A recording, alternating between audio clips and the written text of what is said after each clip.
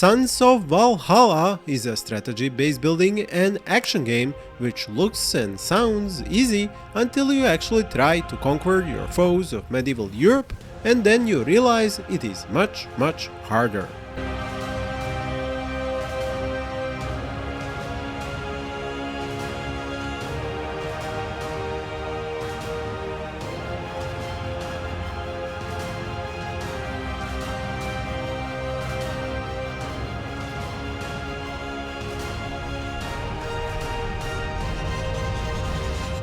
I got my main character, Thorald Olavson, stabbed to death, pierced like Swiss cheese, and sliced like butter more times than I can count.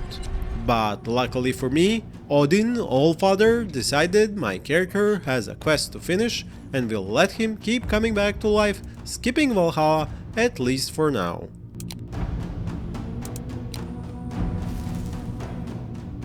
Take care of yourself.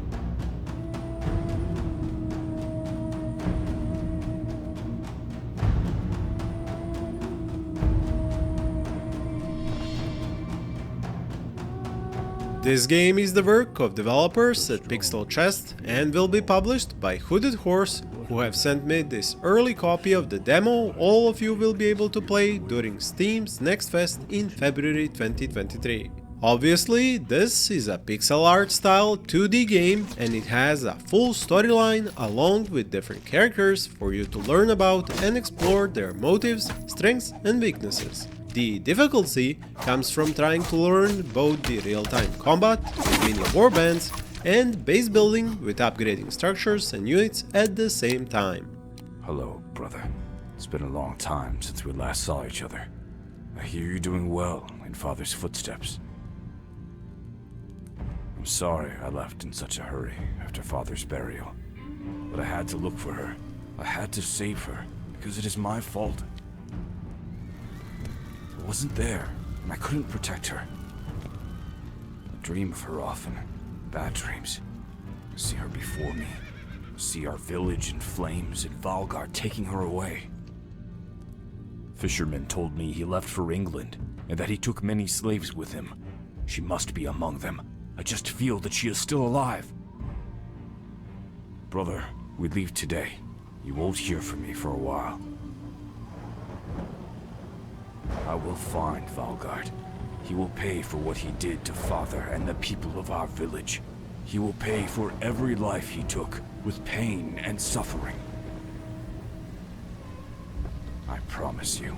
Your journey begins in a faraway land where you and your family are attacked in a village by raiders. Your father succumbed to his injuries, and after his Viking-style burial, you rush off on a longboat with your fellow warriors to save a damsel in distress taken away and possibly sold to slavery by the horrible raiders which ran to England. Unfortunately, you are all swatted like flies in a storm and only you and your old tutor arrive on shore.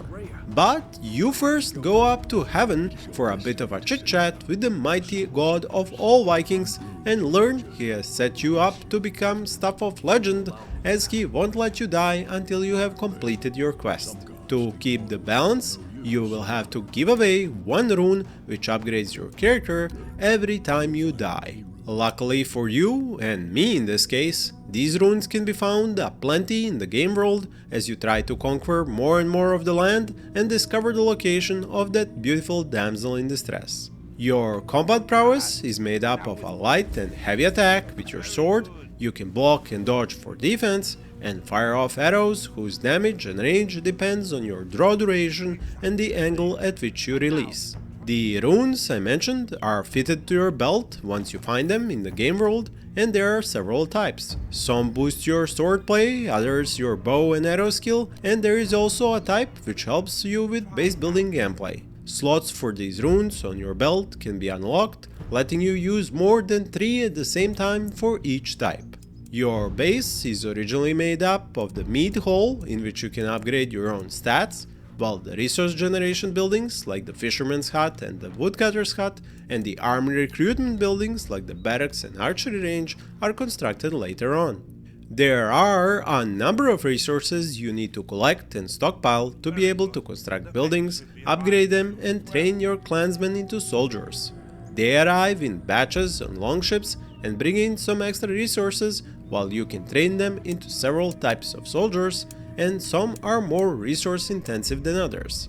The maximum number is dependent on your village's level, which can be upgraded at the Mead Hall. Once you train a small army, you can use the army management controls to take them with you on a raid of the enemy villages or resource production buildings. These battles are quick and bloody affairs, and you can easily die if you get hit at the same time by many enemy soldiers, which do overlap on the screen and can make it hard for you to be sure how many there are.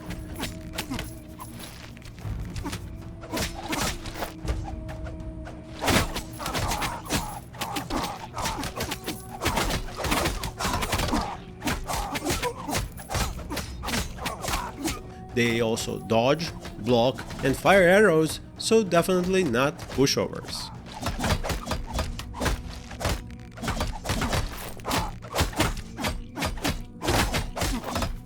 It took me a while to learn all the elements, get a good balance of production, and use those resources to keep an army operational, my outpost defenses up, character and soldiers upgraded, and conquer more places on the linear map level.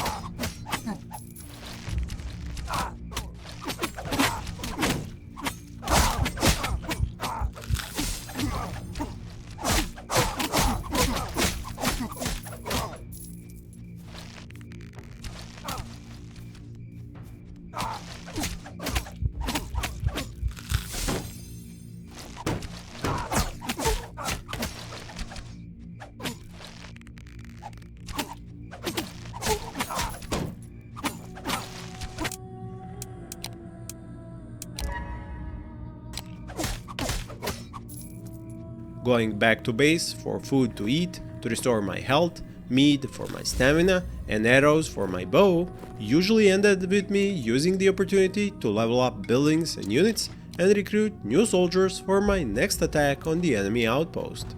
They do the same. As soon as they have a war party ready, they come and attack my outpost or any other place I have conquered, and this means there is no pause in combat.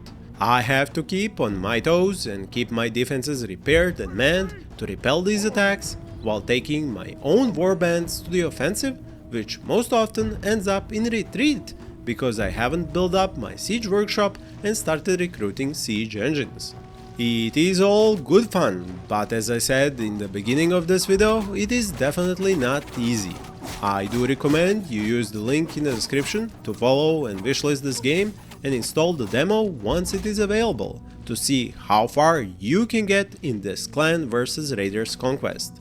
I will keep trying to move up this level and find my damsel in distress, but I have a feeling I just scratched the surface of the defenses in front of me.